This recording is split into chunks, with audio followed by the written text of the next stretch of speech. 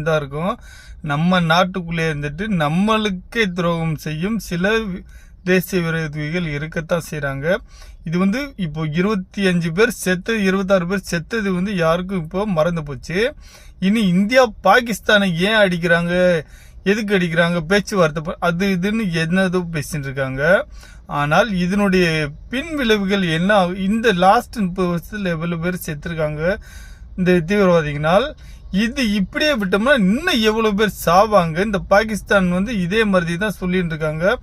சீனா இப்போ கை கொடுக்குது, துருக்கி கை கொடுக்குது.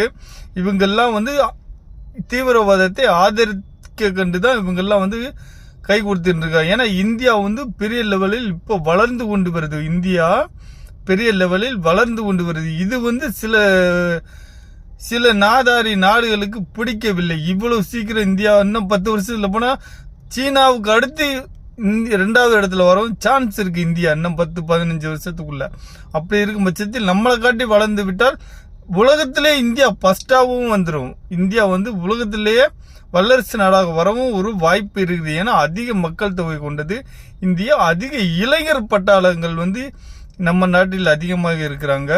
இதையெல்லாம் கணிச்சு தான் ஒரு தாக்குதல் நடத்தி இந்தியாவை சீர்குலைப்போம், இந்தியாவை மட்டம் தட்டுவோம். ஒரு போர் வந்தால் இந்தியா டவுன் ஆகிவிடும். யாரும் இங்கே முதலீடு செய்ய மாட்டாங்க, வேலை வாய்ப்பு தான், பஞ்சம் வந்துடும். இதெல்லாம் பண்ணி தான் இப்போ சில நாடுகள் நம்மளை அச்சுறுத்தி கொண்டு இருக்கிறது. நம்ம அரசாங்கம் இதுக்கு